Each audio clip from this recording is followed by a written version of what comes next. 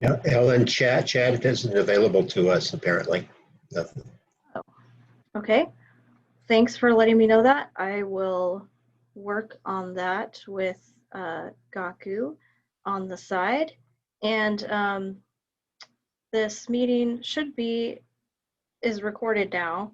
So we will work on making it publicly available through our county project website, which I'll also post at the end of the presentation. But the link to the project website is also available on the meeting flyer as well. So let's begin.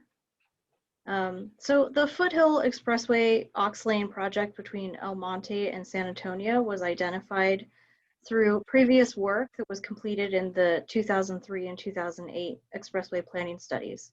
However, obtaining funding for the improvements in that segment remained unfunded until the 2016 Measure B program was passed.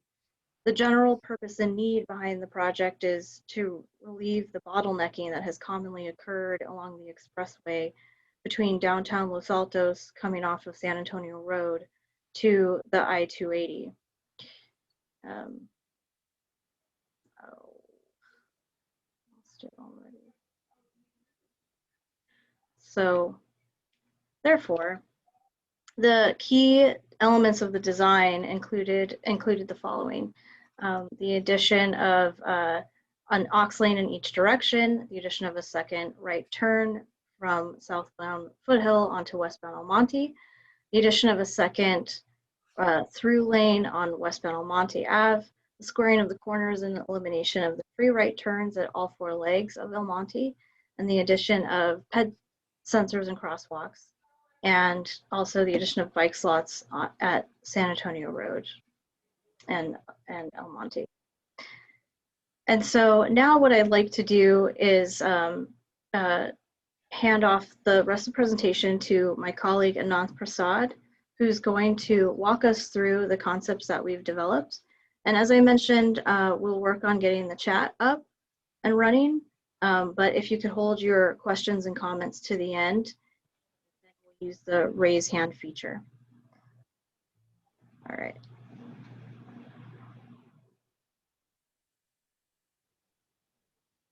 So it's all yours. Thank you, Ellen. Good evening, everyone. Can you hear me okay?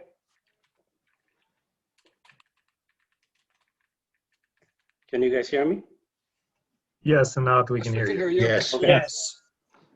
Thank you for the feedback. Good evening, everyone. My name is Ananth Prasad. I'm the Principal Civil Engineer with the Santa Clara County Roads and Airports Department.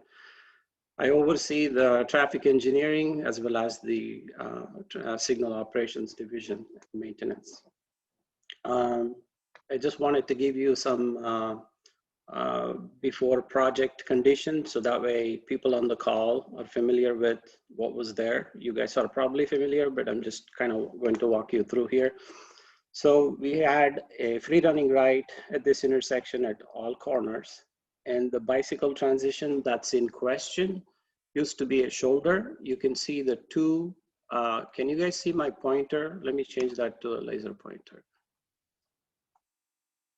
Okay, so hopefully you could see this red dot. I'll be using this I can see it. I can see it fine. Thank you. So the shoulder would drop like now, even in the before condition. And then the bicycles would transition into the bicycle slot that we had on the left side of the right turning vehicle. And also, even for bicycles on El Monte, they would still have to negotiate this free running right turn to get onto the shoulder on this side. So by eliminating all the free running rights, we have made this considerably safer for pedestrians and bicycles. However, the project also involved adding a, let's see if it's not moving. It's slightly slow here, 1 second. Okay, there it is. So, this drawing is too busy. Don't try to read into it. I'll walk you through what we want to look at today. And then you will kind of see this graphic coming up, of course, without the sign. The signs, I put it in just to show that what we have out there as existing as of right now.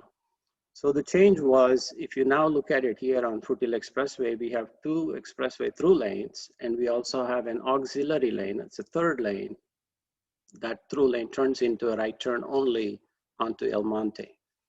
So the situation is now different because now the bicycles that are coming on the shoulder, the bicycle shoulder drops here, and they have to transition to the left and to get on the bicycle slot.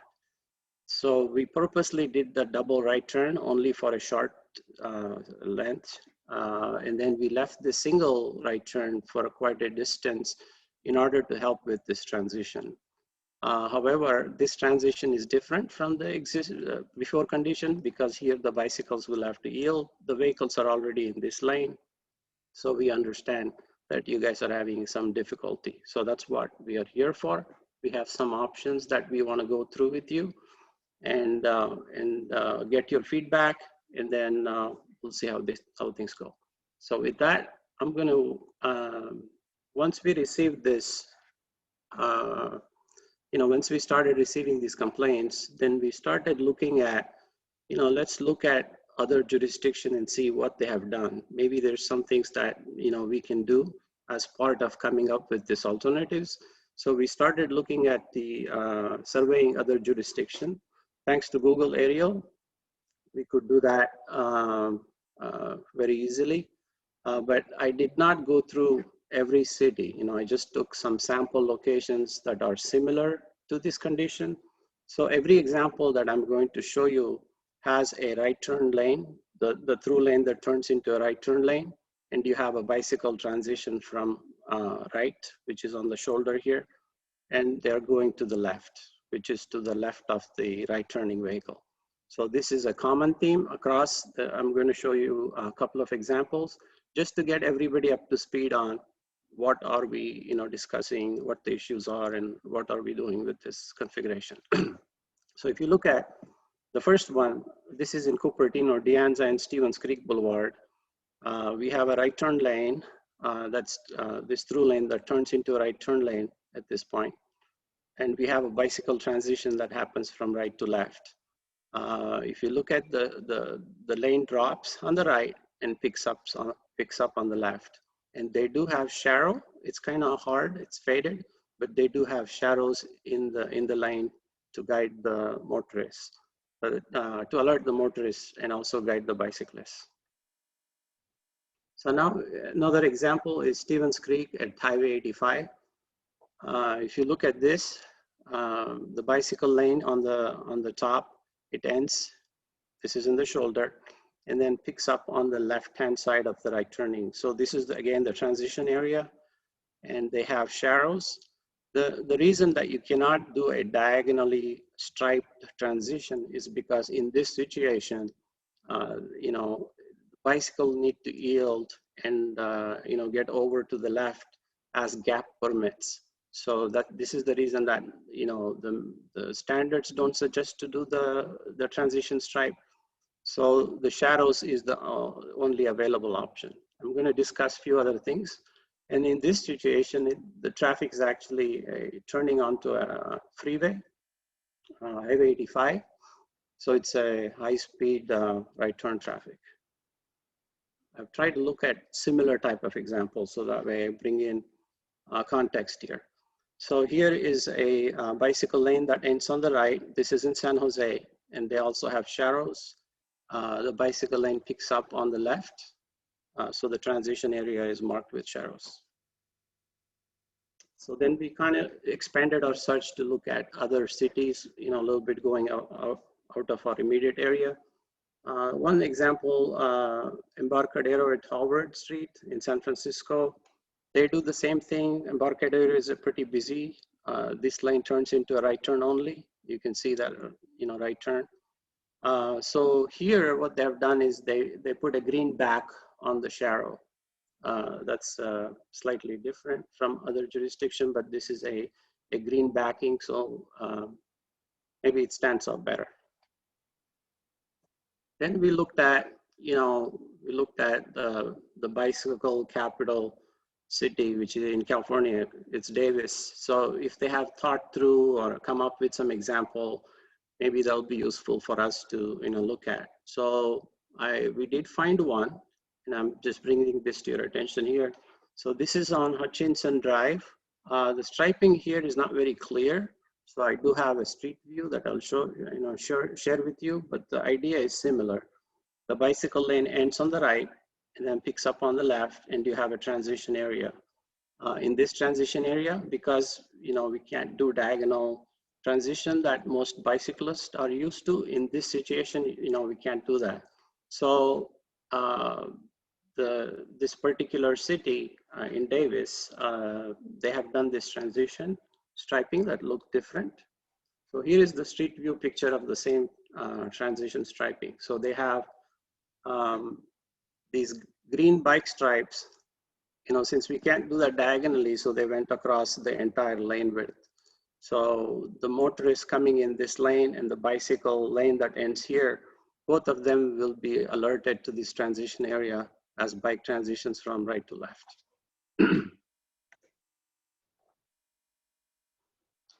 Then we looked at Mountain View, closer to where you guys are.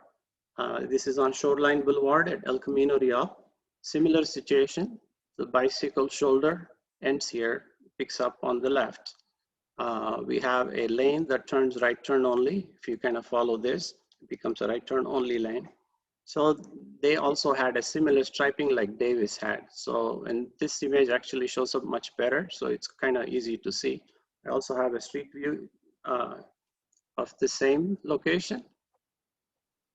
These are skip stripes done on green paint. So with these, we came up with 3 different alternatives here. So I want to share that with you now. So you're going to be seeing this plan view. Unfortunately, Google hasn't updated the aerial yet, so I couldn't use the aerial imagery. So you'll have to kind of watch this on the plan line drawing, and then I do have some visualizations to show you how it's going to look like. So based on all the examples I've shown, first option is to do the gap arrows, shadows, I mean, like other cities have done. We could certainly do that, 1 or 3, and that's something as an option 1. And here is the visualization of how this looks like. The bicycles are on the shoulder here, and they need to transition to this area. So they'll be transitioning in this area. So we could put 3 shadows, and this is kind of how the visualization looks like. So I also wanted to give you the pros and cons of each alternative, so that way, so you'll be informed, or you can make a right judgment when you pick an alternative and what you're comfortable with. So the pros are, it's an improvement. We have a shadow marking on the roadway that motorists can see, and also bicycle know that's where they need to transition from right to left. This is a consistent treatment for this particular situation where the lane turns into a right turn only. And then the construction of this can be done really quickly, approximately 2 weeks or less. So the cons for this alternative is bicyclists still need to transition across the right turn lane traffic. They'll still need to yield to traffic and look for gaps and do the transition when possible. So moving on to alternate 2, this is similar to what we saw as an example from Davis and also Mountain View. So these are wide skip striping, the entire lane. This is done in green. This is in the plan view. I'm going to show you the visualization of how this is going to look like if we were to go with this alternative. The vehicles are in this lane. This is the right turn only lane. It becomes the right turn only lane. Bicycles are on the shoulder, so they need to transition to this bicycle slot. I put this pending CDC approval. I'll talk about that in a minute. And what are the pros and cons? Again, it's an improvement from existing situation. The advantage here is that entire transition area is marked on the roadway instead of just the sharrows. So this will definitely, alert motorists and also cyclists of this transition area. But this example was derived from, what we saw at Davis and Mountain View. So they get the credit for coming up with it. I don't know which city actually came up with it first. Construction of this approximately takes about 4 weeks after CTCDC approval. And I put a star, but I'll explain that when I get to on this side. The cons of this is the bicyclists still need to transition. The transition is not going away.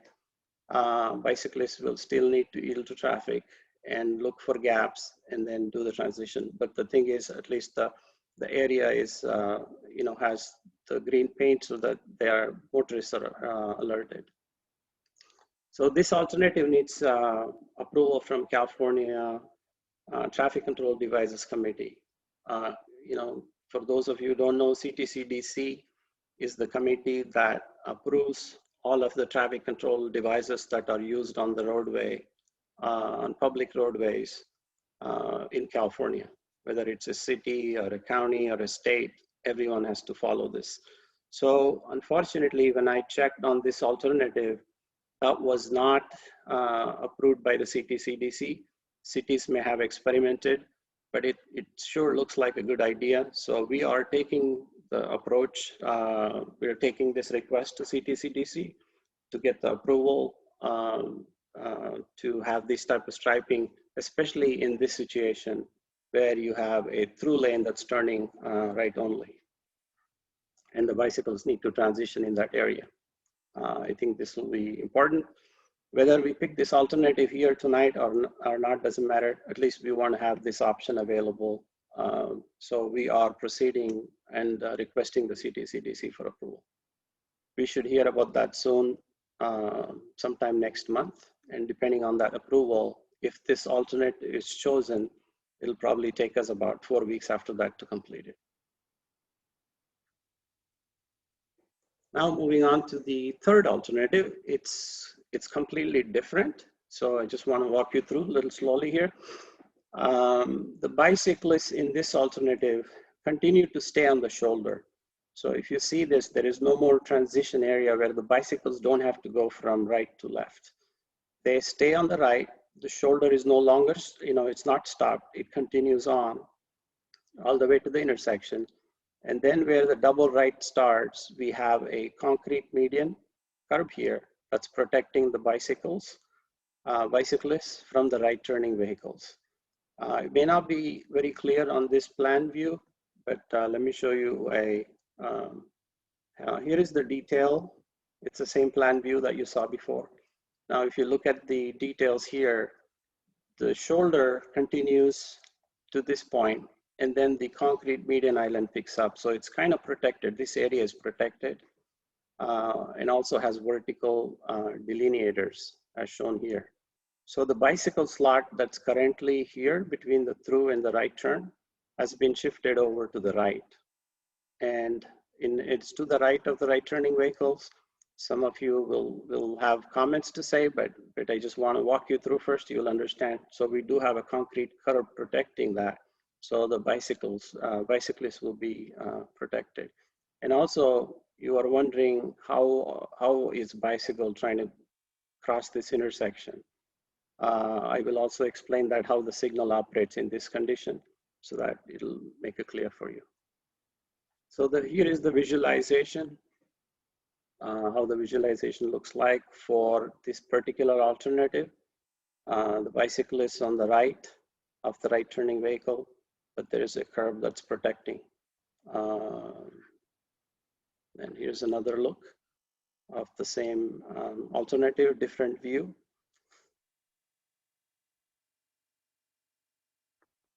Oops, went too fast. Okay, so I want to walk you through the signal operation as to what happens. Now again, you'll see the bicycle slot has been moved from, in this alternative, moved from instead of between the through and the right, we have moved that to the right of the right turning vehicle.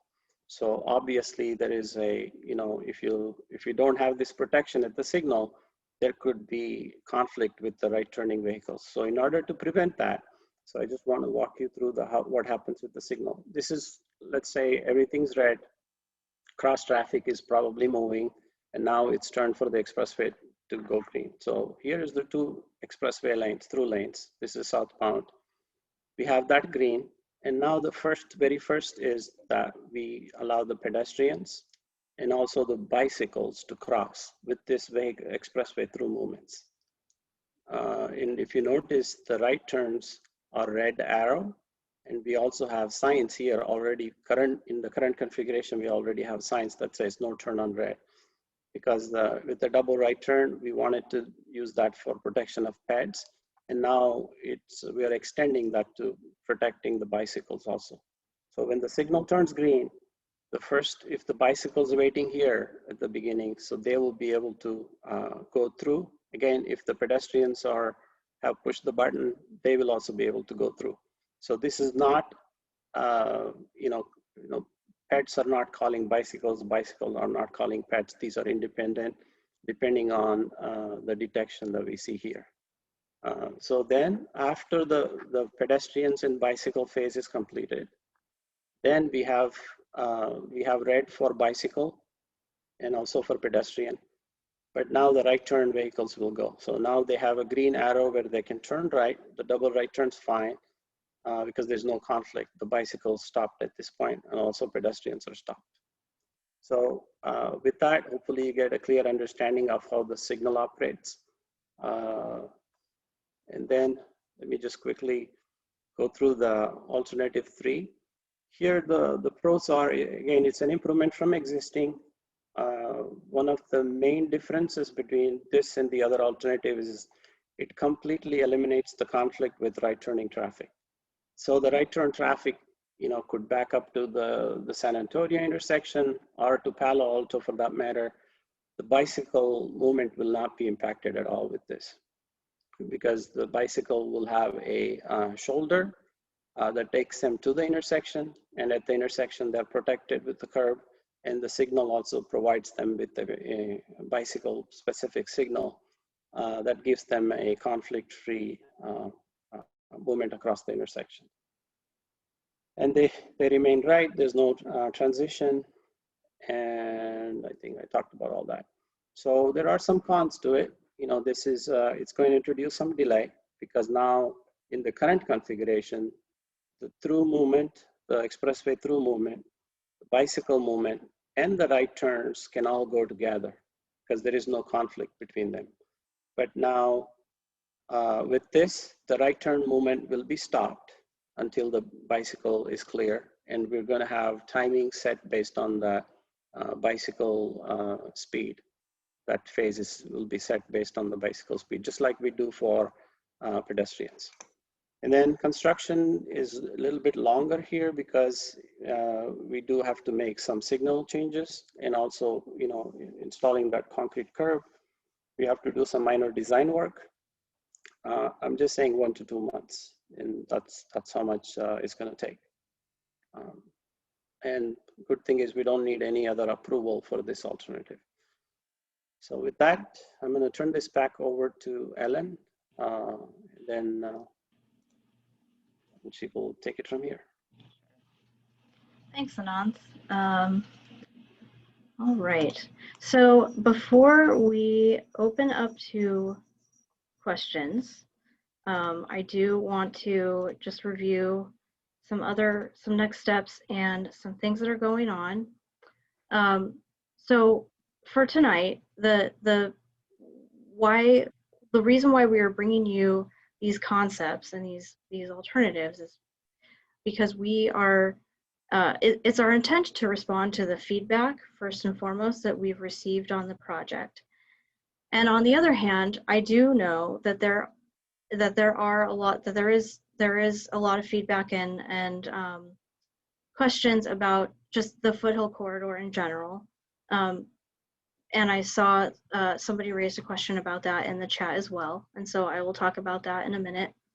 But so tonight, the feedback from tonight is intended to guide the development of cost estimates and design based on any preference of the alternatives that you've seen here tonight. Tomorrow, the City of Los Altos is hosting its regularly scheduled Complete Streets Commission meeting, and that commission Ellen, it's been delayed. It's August 10th. All right, well, thank you very much. So it's my understanding that the next Complete Streets Commission meeting is scheduled to discuss this workshop tonight and more, have a broader conversation. And as well, today, the county, we just launched our website for our active transportation plan, which is going on right now.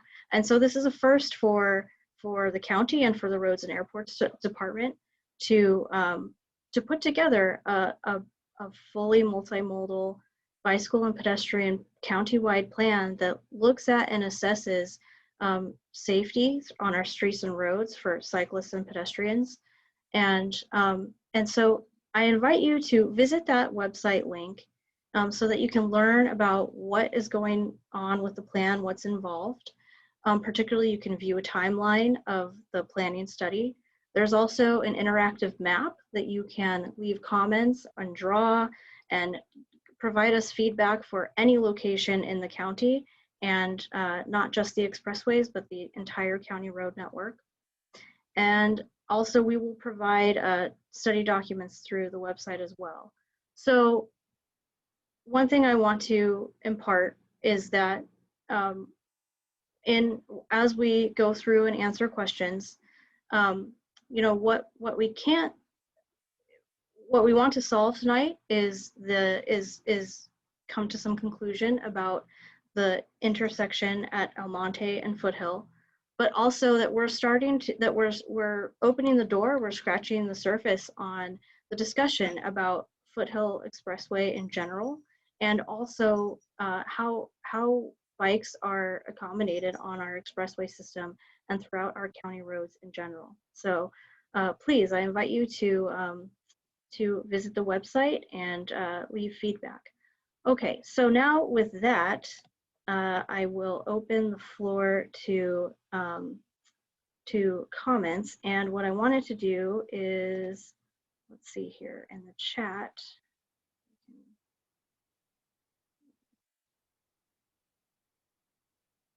All right.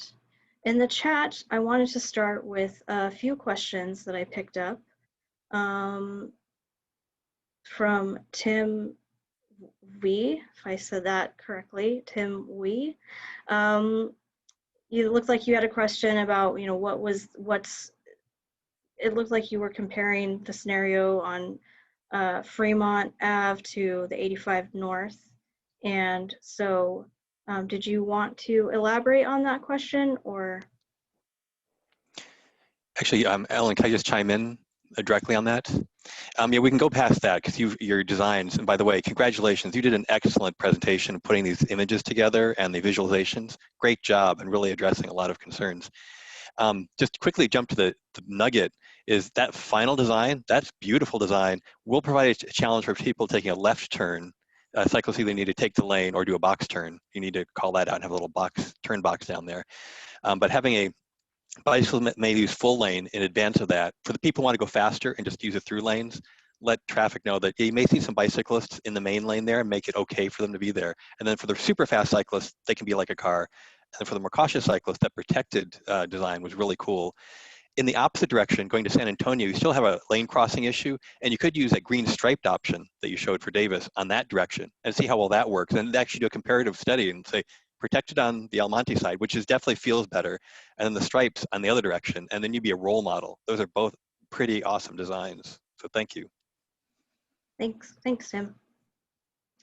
One other question that I caught in the chat was from Jerry, and your question was, would the treatment also be done in the westbound direction?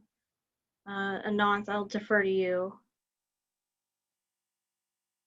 Yes, you know, we are aware of that same situation on the northbound direction. So in order to get all your feedbacks, we are concentrating on the El Monte because the most of the feedback was about southbound El Monte.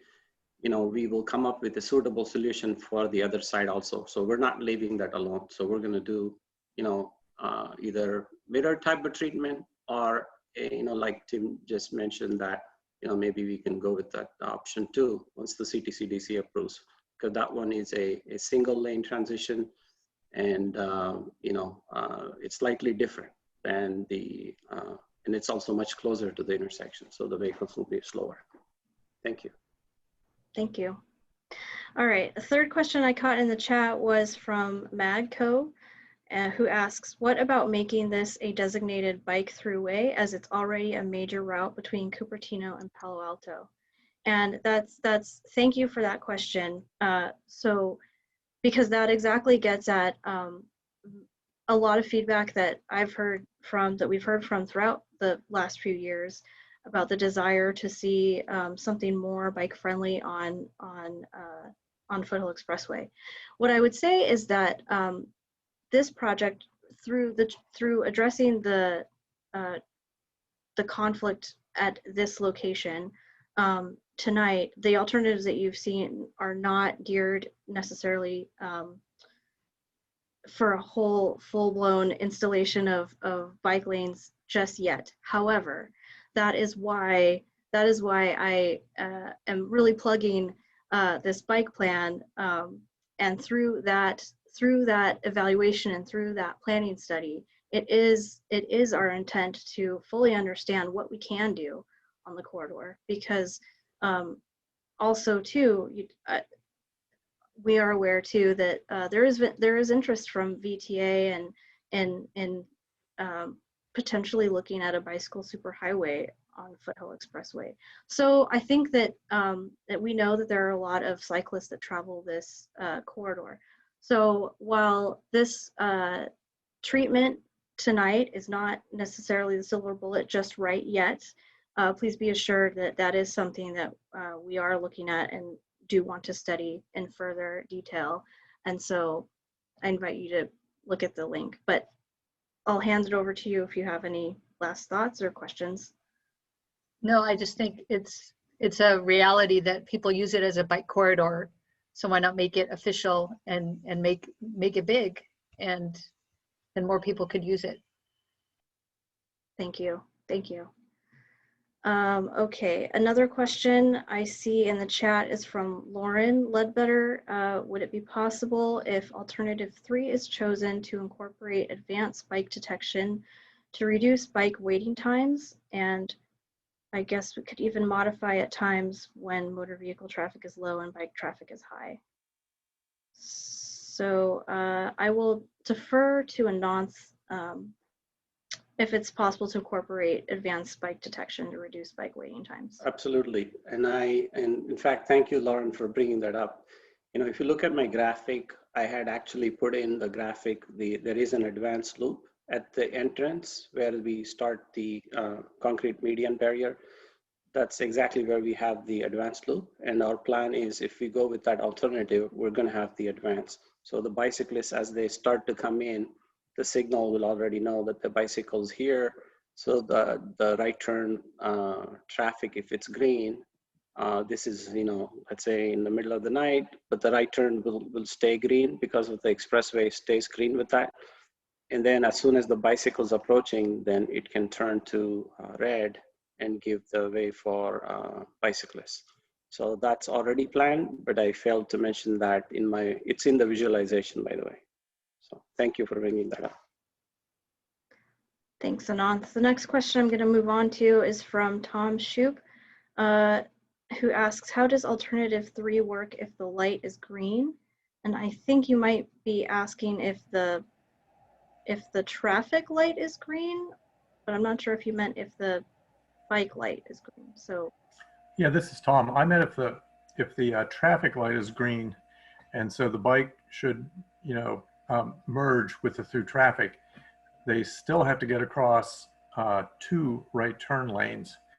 The plans show sort of the static case when the light is red and how the bikes are protected.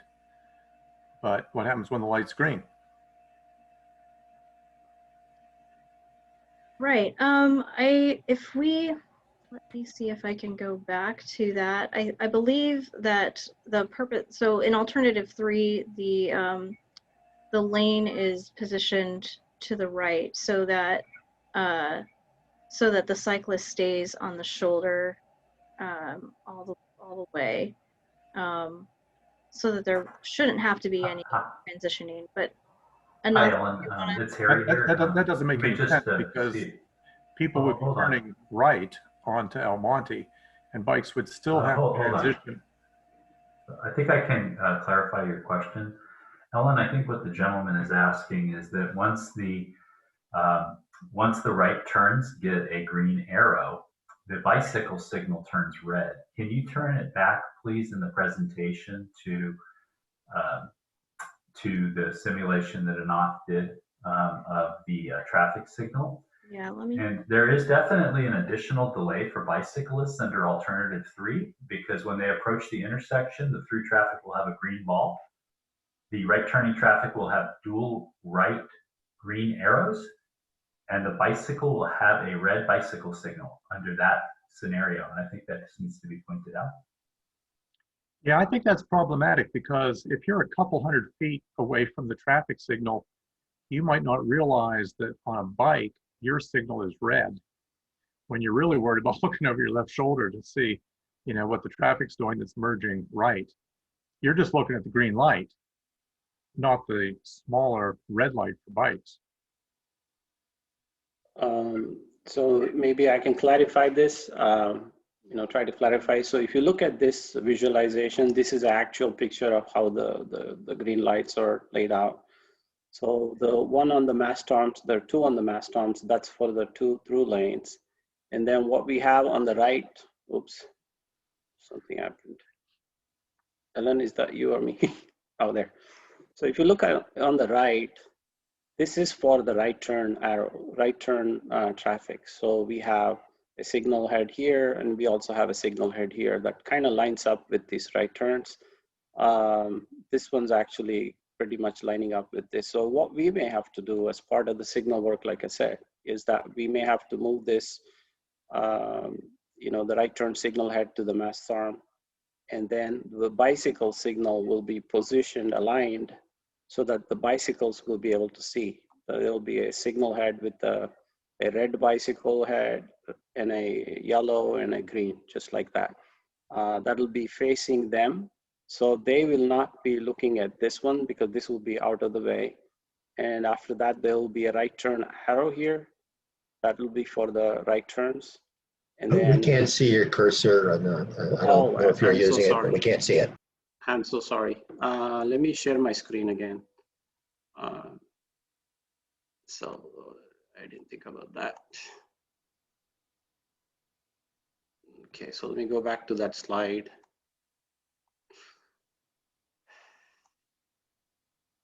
So, okay. So let me change this to,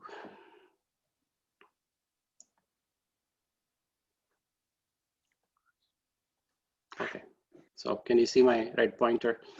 Yep. Okay, now the expressway, so let me start over this. The expressway greens are displayed on the mast arm. Currently, this screen that you see is for the right turning vehicle. It's a right turn arrow. It's a protected right turn. We also have another head here that's for the right turn.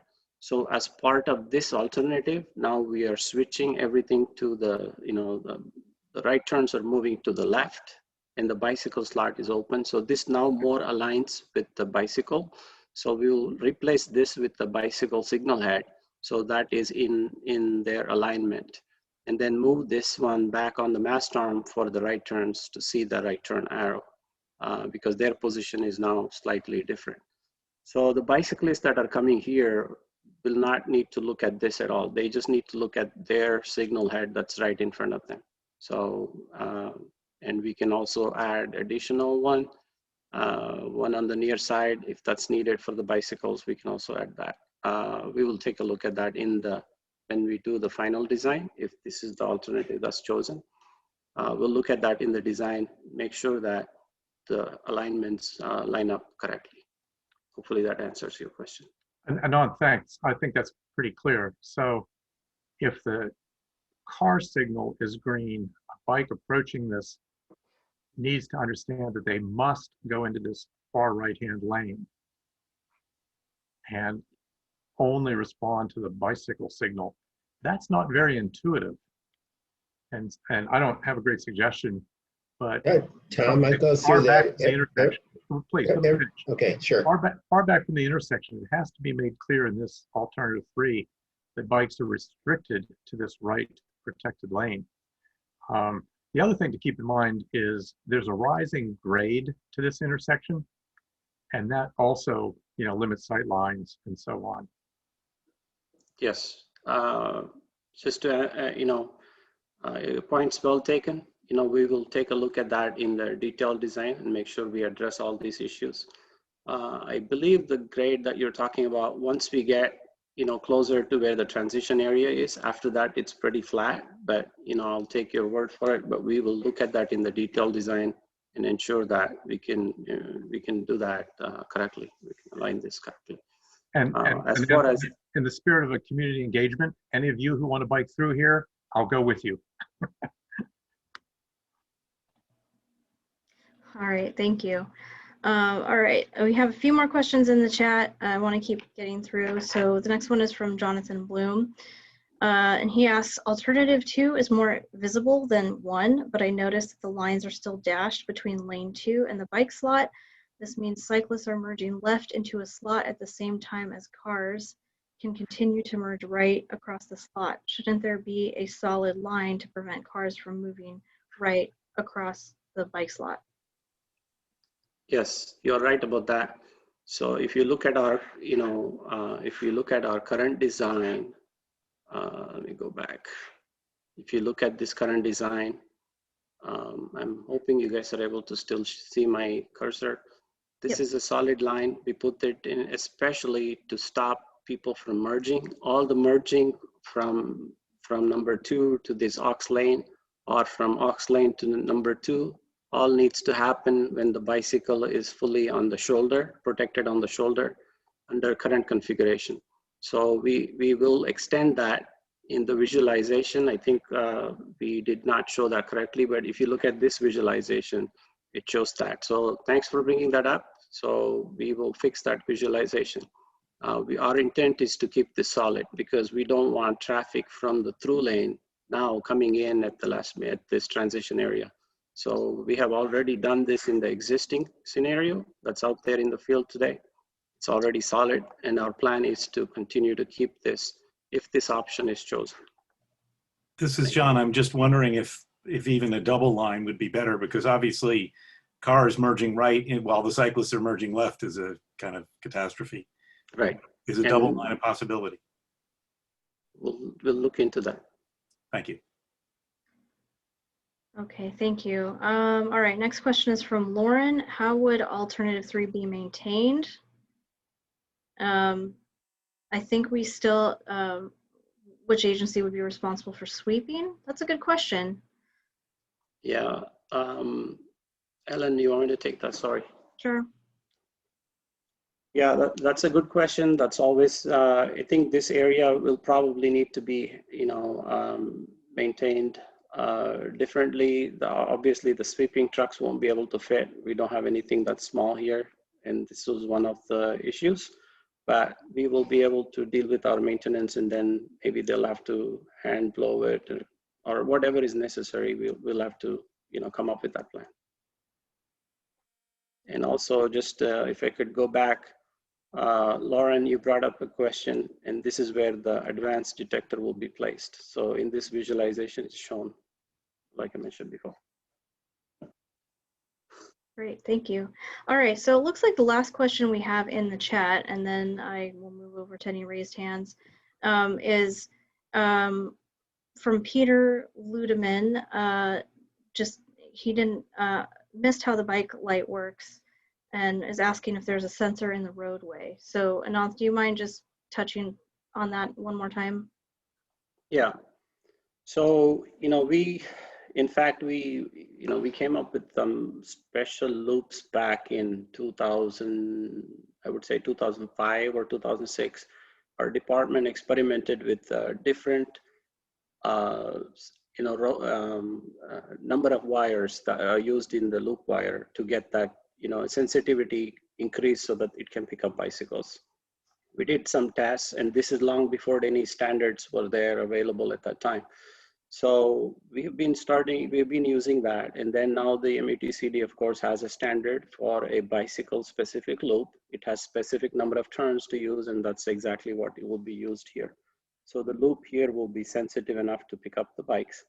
And then the advance will be same way, whether we go with the in-ground loop here, or we may be able to use radar or other type of device to pick up this as a redundant detection. But we will look at that in the detailed design, depending on the sight lines and how far it is from the pole that we can mount. So we'll look at different options, but we'll make sure that there will be an advanced detection as well as stop bar detection, which is shown here. Thanks, Anand. Okay, so now I see 5 raised hands among participants, and so I'm just going to go by the order that I see them on my screen. So I apologize if I may be calling you out of order. So the first hand I see raised is from Chris Hober. Hi, thank you, Ellen. I have 3 comments. I'm going to try to make them quick. The first one is that just want you to be aware that even though this has been in place for over 2 months, more than 50% of the people who stop at who go through the right turn at El Mahdi run the red lights. I'm not just guessing or making that up. I've actually stopped and watched for several minutes, and it's at least 50%. So that's a reality. Maybe you need more enforcement and people will get the idea. I'm not sure, but you have to, take the real world into account there. Second comment is, well, first of all, I want to echo what Tim Lee said. You guys did a great job of presenting your ideas here. But in both 1 and 2, they differ from the examples that you showed on Stevens Creek and other places in 2 ways. In general, I'm not sure about every single one, but in general, the transition is shorter. And in general, the traffic is going faster. So the speed limit is 45, but and I know, and we all know that people go 60 sometimes. So I think this one that you're showing right here, alternative 2, is actually pretty good, but I believe you have to do 2 things. You need to make the transition zone about twice as long, because you're saying that bikes will have to yield. Well, in order to yield, they'll have to come to a dead stop, and then they'll have to figure out what the heck to do after they've come to a dead stop. Because there will be times when there is no way to do what the 2 bicyclists showing here is without going through traffic, which is passing you at 45 miles an hour. So you need to make that longer. And the other thing that the other ones showed is that both the shoulder here and the slot on the other side were green. So in particular, making the shoulder green for some distance gives motorists an advanced warning. Here they see the green right when it's upon them, and it takes a bicycle about 5 seconds to cross that. So there's very little advance warning in this. But if you can fix those, I actually think this is a pretty good idea. And then the third comment is you filtered the ones you showed us. You showed us only 3 designs. And I sent you earlier today a 4th design. I didn't know how this meeting was going to be run, so I just wanted to get that 4th design on the table. And the 4th design has traffic enter the right-hand turn lane only at the mouth of the right-hand turn lane, which in this in this direction would be at the San Antonio intersection. So that would put the burden on the car to cross the bicyclist lane at that point, rather than vice versa. And once that's done, it's safe from that point on. So I think I can agree and empathize with you that that's a bigger deal to do that. And maybe there are some collateral issues, but it's at least a fourth design that I think you should compare these three to. And I don't know, other people may have a fifth and a sixth design, and I think you owe it to the community to consider everything that's put forward. Thanks, that's it. Thanks, Chris. I will confirm that I received an email with a summary of, like a written summary of your design, but if you have a PDF or graphics that you want to send my way, please feel free to email them to me, because I don't have that.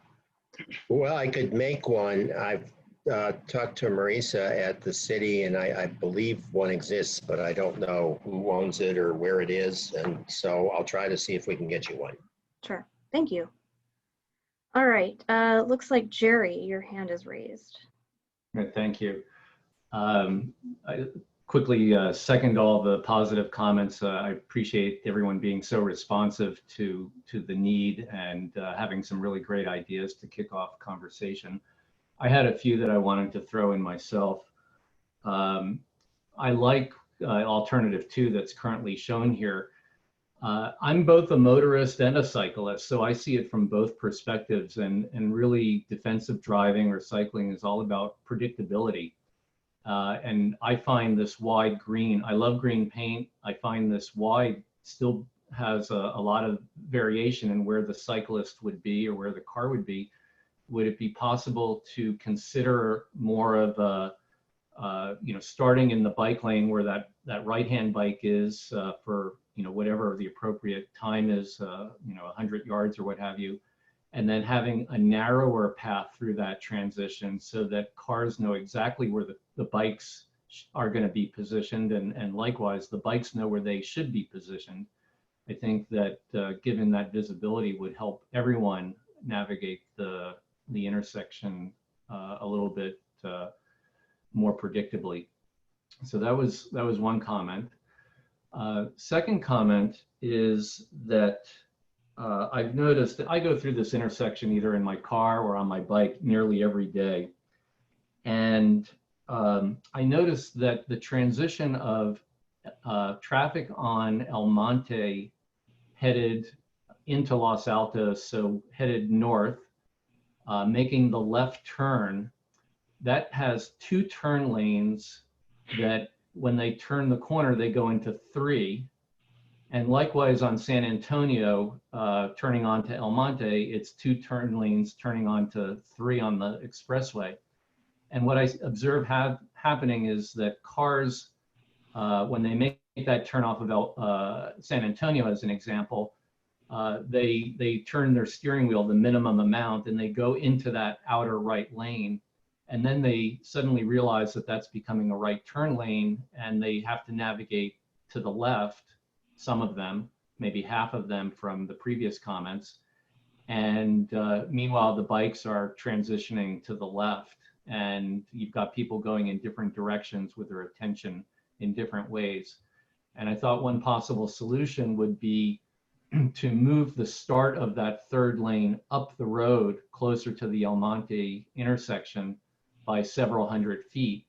And that would make 2 lanes on San Antonio turning into 2 lanes on Foothill. Everyone would know where to go when they're in a car, and then only the cars that are turning right would make that transition into the turn lane. It would also make it a little bit less of a freeway experience for the cars. I don't think that they would accelerate out of that traffic light on San Antonio and keep their speed up to get to the corner because they have to do that lane change. So just a suggestion related to making this intersection that we're looking at on the PowerPoint a safer one. And then the third part of my last point related to this intersection, one that affects me personally and one that I see a lot of other cyclists out there. I make the left turn onto El Monte most of the time, and so These suggestions have you know, the added necessity for someone like myself to continue crossing lanes. In the old way, crossing 2 lanes with a straight bike lane is fine. Crossing the changing bike lane and then another 2 lanes presents, you know, added danger. And I would just throw out that considering that a significant number of people are on bikes or turning left there, making sure that the simulations account for that. Those are good points. Thank you very much. Yeah, that I understand what you're saying about the transitioning even between the motorists. So that's something that I will discuss further with my colleague Ananth as well. All right, thank you. So our next, I see Derek G. I see your hand raised. Hi there, thanks for the presentation. I think this question was asked, but I was confused by the answer, so I'll ask it again. So looking, from my view, sort of at eastbound, what about westbound, going along Foothill, and then continuing on Foothill while the traffic is turning onto San Antonio? I think you have a picture of that on your very first slide. If you want to, someone can flip back to that very first slide.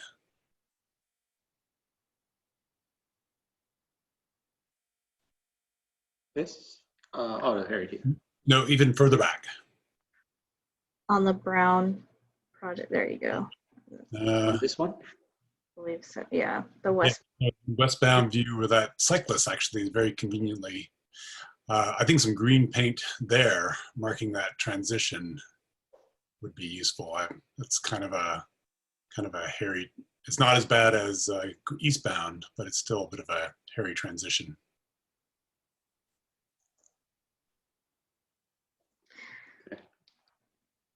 Yeah, I'll defer to Ananth on that one. I think you mentioned that. Yeah, we are going to be looking at that. You know, depending on what options are selected here, we can look at based on these available options, you know, what suits best for that location, and we will be doing something there also. So. All right, thank you. Thank you. Thanks, Derek. All right, so we have Alan, and then Robert Neff, and then Paul Goldstein, and then Alan. And I also want to open it up to polling. So I think we're okay on timing, but it looks like Alan, it looks like you're next. All right, is that me? Yes. Yeah, thanks. First of all, thanks for holding this meeting. Yeah, really appreciate it as a road user in that area. The third option you presented here is pretty amazing. I didn't believe I would see this so soon here. This is exactly, the third option is exactly the design that I've been experiencing around Maastricht in the Netherlands. And this gives people who prefer to ride a bike or choose to ride a bike for a commute much safer option, because it entirely removes the conflict zone. This merge from the right side to the left side of the turn lane, which is incredibly dangerous. Doesn't feel this way maybe when you're riding fast in Lycra on the weekends, but for people who just want to replace their car with a bike, this is it just makes it so much safer. To address the turns, so if you want to use this third option and then not continue straight but make a left turn in the intersection, there needs to be turn boxes in the intersection. If you want to see a nice implementation of those, they had to make them in Cupertino on McClellan and Stelling, the new intersection there, after they added the protected bike lane on McClellan. So McClellan and Stelling in the intersection, they have turn boxes. So on a bike, you continue straight if you want to turn left in the protected bike lane, and then you stop on the other side of the intersection pivot your bike and join with the light, join the traffic, taking you left to where you wanted to go. Yeah, so as I said, I'm really happy with that third option. I think it will make a lot of people switch from cars to bikes when they go downtown in that area. And because this whole design of adding lanes for cars was meant to remove the bottleneck, which we by now know it never does because it just induces demand. Hopefully, third option will actually remove the bottleneck by making less people drive their cars to downtown and instead use their bikes. Another thing I wanted to ask about that was kind of mentioned here is light timing. And I'm not talking about the requesting signal by sitting there on a bike or in a car. I'm talking about actual time you have to cross the intersection after you lose your green light. So say you cross, the intersection is now much wider, much bigger. If you ride on El Monte crossing Foothill, you have, it takes you a longer time to get safely to the other side. And say you entered in the green light, it now turns yellow, and you're going much slower than the car because you're on a bike. And how much time, do you have an increased time, like more seconds to cross the intersection until that it turns red and allows cross traffic to be in conflict with you? I hope the question is clear. Thank you very much. Yeah, I understand. Ananth, do you want to take that one in terms of bike detection? Yeah, just want to comment on, you know, when we have the bicycle detection in a bicycle specific lane, the signal gets the information that there is a bicycle in that lane, in that particular phase. So it does, you know, it can provide longer clearance time to clear, but bicycles are required to stop on a yellow, and most of them, based on our observation, stop on yellow. So this shouldn't be a chance for them to start going on the last second of yellow. If you can stop, you're requested to, you know, stop before the limit line, go in the next cycle. But in the, for example, if you are in the middle of the intersection and if it turns green, because the bicycle was already detected, we will cover that entire width of the intersection for safe crossing of bicycles. That's already implemented in the current situation where we have the bicycle slot on the left of the right turning vehicle. So this will be no different. We will carry that through on the right side. All right, thank you. All right, Robert Neff, I see your hand up. Okay, let me unmute. Well, thank you for presenting all these options. These are interesting and terrific options. I just have a couple of comments. One is that striping in alternative 2 is actually on San Antonio at California Avenue in Mountain View as well. And I think that's, I really like that as a way of saying there are going to be bikes here, and this is a big green splash that says there are going to be bikes here. And so I'm glad you considered that. But I really like the protected lane and then the bicycle signal. I have a couple of, and I was thrilled to hear your answer to that last question, because that's a common problem I have, is trying to stop on the yellow to make sure I don't end up in the intersection when I know I'm not going to get across it on some of the largest intersections in the valley. And that makes me feel quite a bit safer to know that that's in the designs now. Let's see. So one thing is the length. The actual average wait time will make a difference on how the perception of whether some bicyclists will follow the traffic signals. So I hope, and you know, these signals have very long total cycle times. So if there's a way to fit a second bicycle green into the cycle beyond the one at the very beginning, especially at the time at rush hour, if Foothill Expressway is getting a lot of green time, that would be a way of encouraging people to use that bicyclists to use that cycle if they're already waiting. And I think you also mentioned at off hours being more, having better detection as well. But actually documenting how long and keeping track of what the total wait time is for crossing, and also if bicyclists are doing a two-step turn, the total time it takes them to make that turn through the signal would be valuable. And then the last thing I wanted to mention is that bicycle signals from a long distance away are not easy to discern. Especially, well, maybe it depends on how good your eyes are, but from across the intersection, especially an intersection as large as this one, people will see that there's a green signal or a red signal and not immediately recognize whether it's an arrow or a bicycle.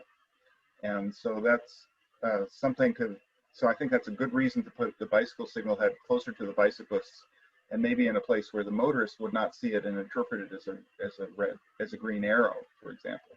So, but I certainly observe in Palo Alto that we have a green bicycle signal head at Nelson and Charleston, and I think there are motorists who go through and see the green bicycle and think, oh, that looks like a left turn signal, and so that's something to watch out for.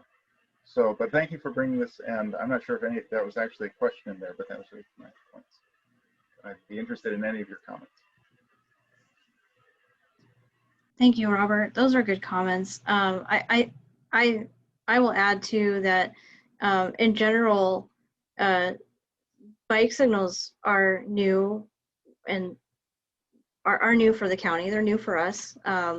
We don't have any locations where we have implemented them before. So this is actually a good testing ground for us in getting experience in that area. So, and I do understand your comments, and absolutely, I think visibility, that is one thing to that can be a challenge. And this is with a spacious intersection, there's a lot of considerations that that we need to consider. So thank you for that. Paul Goldstein, I see your hand up. Okay, I think I'm unmuted now, am I? We can hear you. I can hear you. Okay, great. Okay, so first of all, I just really appreciate all the work that you've done and taking our issues seriously. I also very much appreciate the fact that you've eliminated the free rights in that intersection, because they were really hazardous for bicycles. I like alternative 2, and I can't really tell from this how long that transition zone is. I think the current design mostly is dangerous because of the lack of signage, like the green paint, and the how short the transition zone is. That basically the bicycle finds himself or herself in a right-hand only lane. There is a slot there. It's far away, but I move out quite a bit earlier than the current striping prompts me to. So I think a longer transition zone is really necessary, and I really like this green treatment.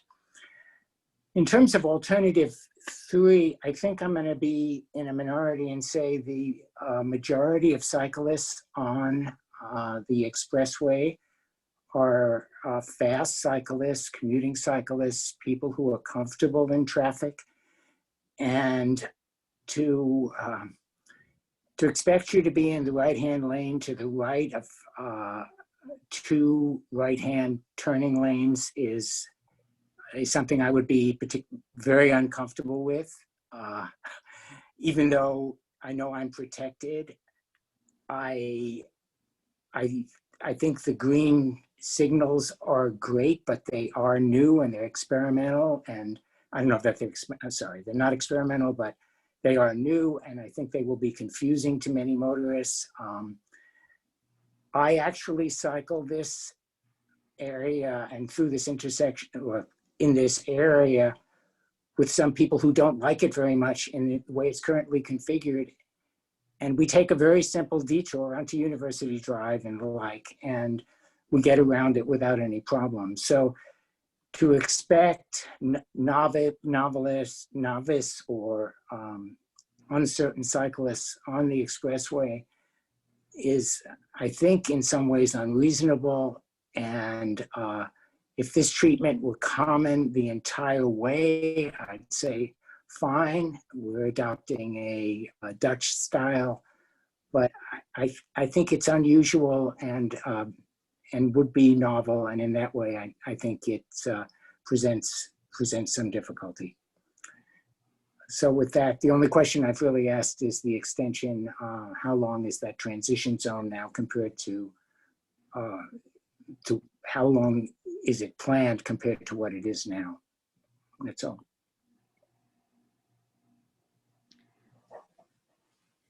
Oh, if there's any way to make it such that the cars have to merge into the lane, as I believe Chris suggested, that would be far preferable, because in that situation, it would be clear that the bicycle continuing straight would have the right of way. I don't know if it's possible to do it given the right of way and the like, but if you could add the auxiliary lane after the bicyclists essentially have merged, then you wouldn't have the same conflict. And that was done on page mail 280. Thank you, Paul. Yeah, I think that in general, I think that your comment is good, and why it resonates with me particularly is because I think that it draws attention to the challenge that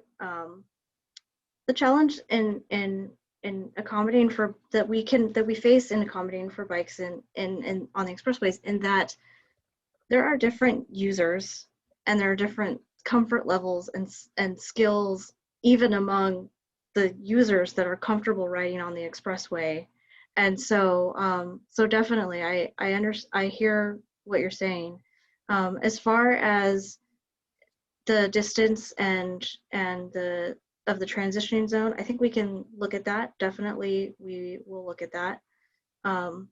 So, but thank you for that comment, because that does get to you know, the difference of even skilled users and our different comfort levels. And that's also partially why the everybody's feedback and the feedback that we receive in our bike planning process is important, because it's important for us to hear from the different levels of users out there, that, you know, some folks consider themselves skilled.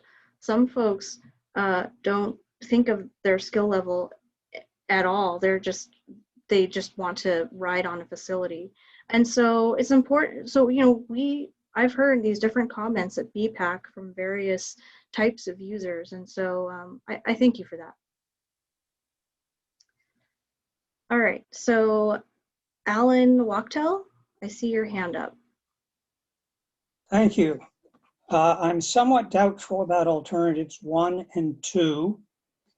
The expressway carries much higher traffic than the local streets that were shown in the analogous examples. And also, even though you don't split the right turn only lane into 2 until close to the intersection, it still looks like a very wide lane, which gives a lot of roadway for bicyclists to cross, to get across it. I think that may make things difficult. However, I do want to thank you for submitting a request to experiment for the skip striping to the California Traffic Control Devices Committee. I might just bail. I'll be in a minute. Alan, are you still with us? I'm still here. There seemed to be an interruption. All right, just a moment. Let me mute everybody. If we could just ask you to mute yourselves one more time. And all right, Alan, the floor is yours. All right, thank you. I was thanking the county for submitting a request to experiment to the CTCDC for the skip striping. Most agencies don't bother with that. They just sign and stripe however they want. And when you submit the request to experiment and collect data on it, then you gain information that's valuable for everybody all over the state. One addition I would like to suggest that you consider is shadowing the right turn only lane. If you put in a shadow, you can use that to shift the bike lane or the functional equivalent of the bike lane to the left before the right turn only lane starts.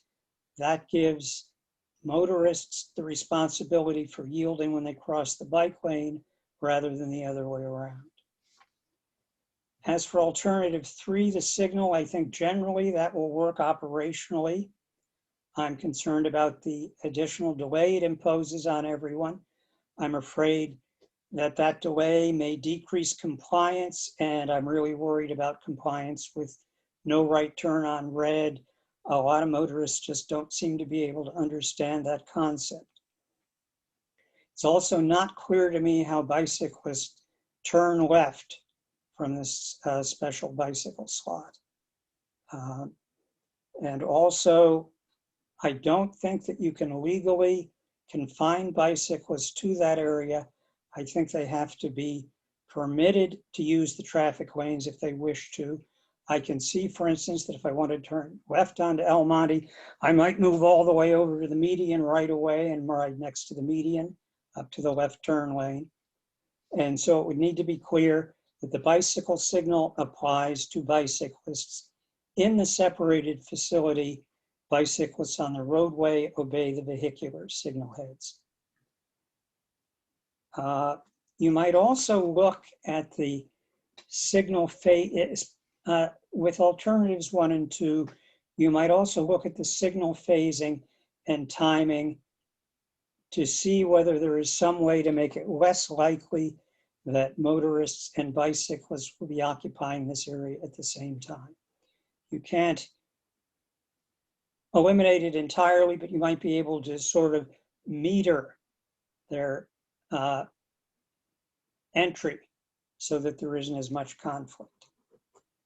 So that's all I've got. I do want to thank the county and the city and the others involved for their good faith in trying to address this issue, and also everyone involved seems to be very knowledgeable. Thanks, Alan. Those are good comments. And yeah, I don't think, Anant, I don't think we've heard anything back from CTCDC just yet, right? But that we're yeah, waiting. We are confirmed on the meeting. We will have to go present it, and then in front of the committee, and the committee will make the decision on whether to approve this for use. My request, or actually our request, was for use of this striping in entire California. So because there are already cities, you know, this situation is pretty common when you have a through lane that turns right only.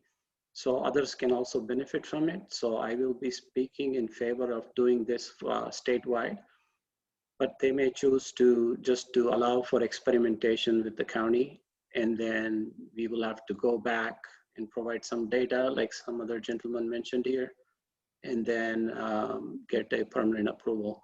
I'm also working in parallel with Caltrans because they are also working on a revision to the METCD. So they're bringing some topics up for discussion in the November meeting, CTCDC meeting. And then this option will be included because there is support from Caltrans for this particular option.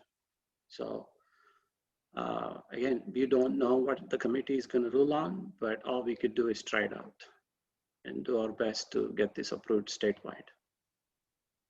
Yeah, and I think too, I would add to, because Alan, you listed off quite a few of considerations operationally. And so my thought as I was listening is also that whichever treatment we go with at this location, it gives us it's new for the county on any terms, and so it gives us an opportunity to observe what works at the location for sure, but also just what works for cyclists given the travel patterns that we see among motorists and cyclists both sharing the corridor. And then I think that allows us to make some better observations about what and how and where and the type of cyclists and when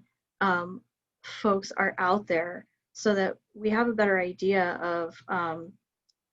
of whether a certain type of treatment works worse or better than another, so that we're not just kind of throwing paint all at once, but it gives us some kind of graduated observations to make and plan along the way. So I thank you for listing off those all those treatments that you did. All right, we have a couple more comments, and then I believe the workshop is scheduled till 7:30. So I want to get through the couple last raised hands that we have, and then open up to a poll, and then proceed from there. So Peter Ludeman, it looks like your hand is up. Can you hear me? Yes, I can hear you. Again, add my voice to the thank you. I attended the Los Altos meeting, and I'd say the messaging there wasn't really good, and I'm just really impressed with how you have responded to what happened at that meeting. McClellan has been mentioned, the bike lane, and my view and a few other people's view is it's a pretty bad example of a protected bike lane. And so my concern here is the dimensions of this bike lane that you're showing. For example, I see a grate here on the right, and don't forget the cyclists could easily be going 20 miles an hour on this. If you're anticipating slow and fast cyclists, you can get in a situation where the ordinary slow cyclist at maybe 10 miles an hour, blocking people who typically travel at 20 or more. And don't forget, there's also electric bikes these days. And I regularly see them going along there, and they're going faster than me, and I'm going over 20. So that's just one concern. And related to that is the length of this protected lane. It looks rather short to me. And again, if you're going at a fairly good speed, I'm just concerned about what your design parameters are for bike speeds there. I'm also a little concerned about sensors. There's a number of places. There's a place where I commonly cross Foothill, and I'd say the sensors go wonky several times a year. Maybe they're old sensors, I don't know. I will again raise the question about the yellow lights. There's Arboretum and Foothill where I cross. The yellow light really isn't long enough, and so hopefully you will have a long enough yellow light here, especially for somebody starting from a dead stop and who doesn't ride very fast. Also the lights, is there any possibility, I guess it's probably pretty expensive, but of having lights before the intersection, or rather than on the far side of the intersection, that might solve some of the problems that have been raised with seeing what the lights are doing? I don't know. I guess my last thing here is, I prefer number 3. But I raised that actually on the Western Wheelers Bike Club and didn't get a whole lot of support. So I have a bit of concern that although people in this group might be in favor of 3, as I am, how to get more feedback from the wider community, because it may be that there are additional people who have opposite opinions. And I guess you kind of answered one question I had, was like, how did this happen? How do we prevent it from happening? And the answer seems to be, this is kind of a new thing for the county, and it's a learning experience. And so I'm hoping we all learn from this and continue on with that. Thank you very much. Thank you. Thanks, Peter. Those are excellent comments, and also things that we can we will take into consideration as well, especially this, like Robert mentioned earlier, related to visibility and absolutely the points you raise about. I know that drainage devices in the roadway is always a challenge with cyclists. So thank you for bringing that up. Well, it's not just that, but also the actual width of this lane here. I don't know what a good width is, but I can tell you McClelland is not a good one. Thank you. Thanks. All right, Chris Hober and Jonathan Bloom. Real quick, I want to comment that please do not think that the traffic volume that you see today is representative of what you will be seeing a year from now. It's nothing like what it was prior to the pandemic, and the traffic conditions will be quite different, and you have to plan for that. And that's especially true in going the other direction at the intersection at San Antonio. My personal belief with my comfort level as a cyclist is what you have right now is just fine for today's traffic. But I can tell you that in the morning rush hour, when traffic returns to what it was a year and a half ago, it'll be just as bad as El Monte. Traffic jockeys between lane 2 and what's now lane 3, people will be going in and out in both directions. And it's basically just a race from turning left from El Monte onto Foothill to turning right on San Antonio. It's literally bumper to bumper that whole quarter of a mile. So that's nothing like what you have today. And when you do get around to addressing that direction, I think that's why there haven't been any complaints today. But I am pretty sure that if traffic was like it used to be, there would be a lot of complaints today. So that's my input. That's it. Thanks, Chris.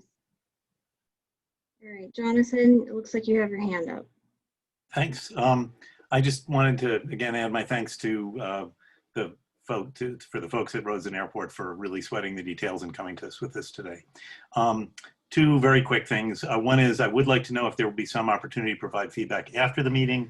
I'm the sort of assigned representative of Western Wheelers to this project, and I know there are other Wheelers here, but I think I'd like to go back to the club and just get their feedback and come back to you with that. So if there's a mechanism for providing feedback after the meeting is over, I would really appreciate knowing how to do that. And the last thing is I saw Dave Fitch waving his hand earlier. I think his hand raising wasn't working on his computer. So I'm wondering if you could call on him. He's signaling thumbs up. Sure, yes. Thanks. Yes, yes. Dave, you have the floor. Okay, can you hear me now? Yes, now I can hear you. Okay, thank you, Jonathan. Guys, this is what you've done here is great. I was not expecting anything nearly this comprehensive or accommodating, I guess is probably a better word, for what you've tried to do for us. And so everything you've got here is just like, wow, somebody's listening to us. Super. So a couple of things. One is this bike lane business.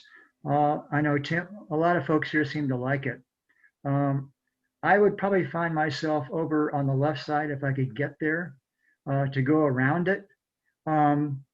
The problem that I see is more one of perception by motorists. If I'm out there in the left and going into the bike slot, I would probably, I know I'm going to hear it. There's going to be some motorist that's going to say, get the hell over on the right in the bike lane. You know, I know it's going to happen. So it's going to be a little bit of a learning experience. What I would like to do to help with that is in alternative number 2, where I don't know how to, the green, what are they, stripes? If in addition to those green stripes, God, those things are big, but before them and then after them, or in the bicycle lane, if it could be solid green, you know, like where this rider is on the right, if it's solid green for some degree back there, indicating that, you know, this is a bike lane and stay out of it. And then we've got these striped green lines, which is, you know, okay, it's okay to cross through them now, but be aware of the bikes. And then after that, it would be where I think there's a bicycle up there, right there. That's it. There's right there. If there was a solid green lane right from there to say the traffic light, something like that, it would give us a little bit more of a comfort level about, you know, owning that particular piece of real estate and trying to get over there during times of necessity. Oh, another thing, I come off of San Antonio onto Foothill almost daily. And because I do that and the traffic is fairly light, I can actually ride up Foothill quite a ways before the traffic starts to come at me when the light changes. What I'm thinking is this, is there is a bicycle traffic light now on San Antonio. I guess it's probably for the kids at Alma. The first time I saw it was about a week ago or a little less, and it kind of caught me by surprise because the traffic light was red for the cars and it changed green for me. And I'm going, oh, that's kind of neat. So I was allowed to ride straight through that particular intersection. If that light could be used right here where San Antonio comes into Foothill to, you know, so it's always green, if you will, maybe, to allow cyclists to come through as opposed to stopping at a red light like we're supposed to. It might give us gaps in the traffic to allow us to get over to the left if we wanted to get over to the left. That's it. Thank you. Thank you. Thank you, David. All right, so what I would like to do now is we've gotten through the initial questions that I saw in the chat, and we've gotten through hands raised. So what I'd like to do now is launch a poll. Thank you for all your comments, first of all. This has been really helpful for us. We learned a lot from all of you. And so, so with that, yeah, so what I'd like to do is launch a poll just to get and the poll is, I don't want anyone to think, well, okay, the poll says that's the majority, so that's what the county is going to do. Rather, what I'm trying to do is just among us all, because we've shared our comments and observations and considerations with each other, just to get an idea of where our feelers are as a group. So let me launch that now and go ahead and vote as you like, and then I will wait for some results here to come up and let you know where we are.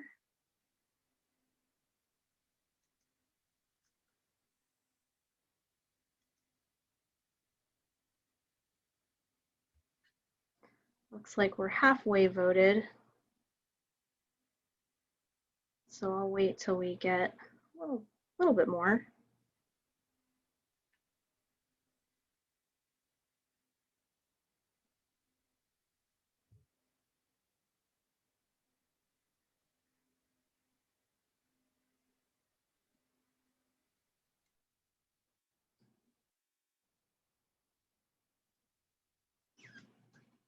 All right, looks like we're 15 out of 27. And also I wanted to mention too that in the chat, I left an email address. It's foothill@countyroads.org. But if you'd like to share any other feedback after this meeting today, or just have any thoughts or ideas, please send your comments to that email. And I think that was also to address your question, Paul, I think, or you know, where the Western Wheelers can continue to contact. So.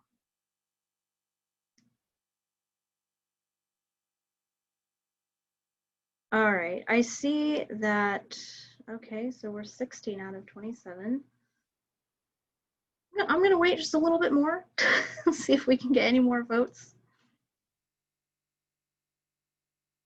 Maybe once we get at least 75% would be good.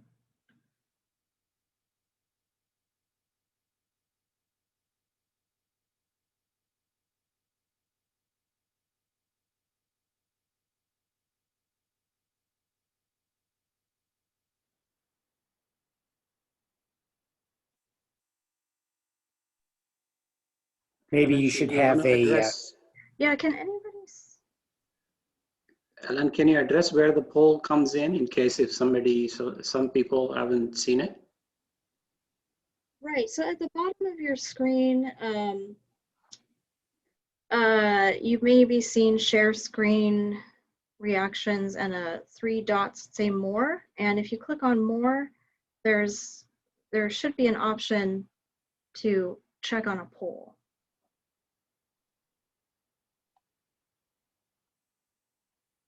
the poll came right up on my screen when you did it.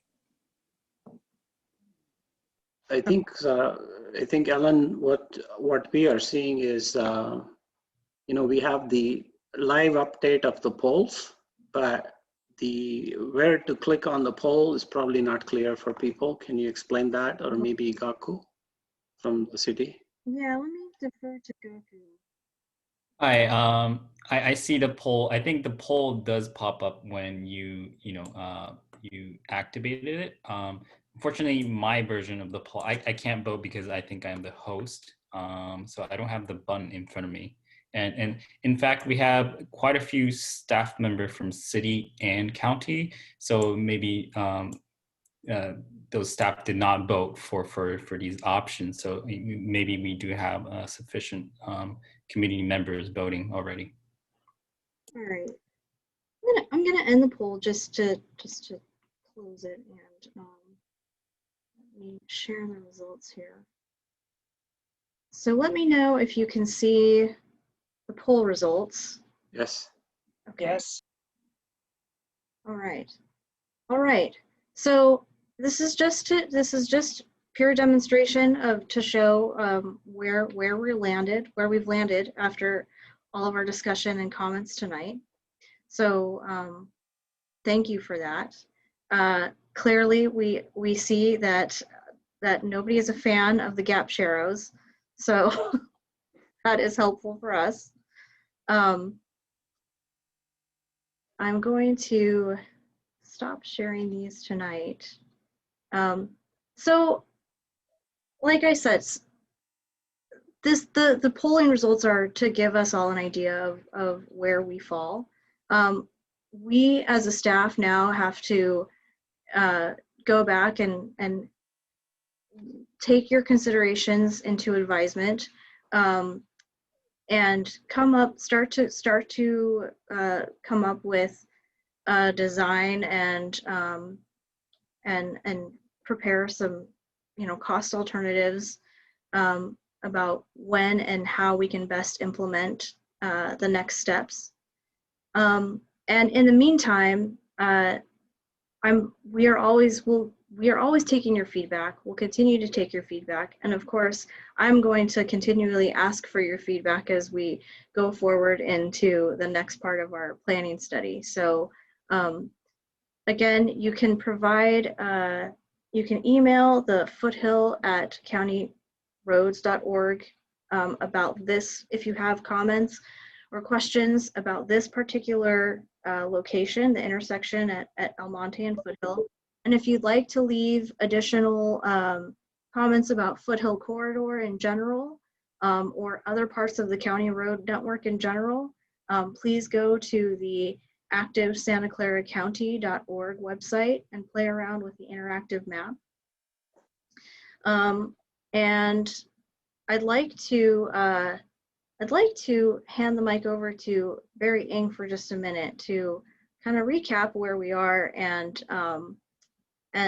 Barry, would you like to let us know where you see the next steps going from here? Yeah, thanks, Ellen. First of all, to everyone,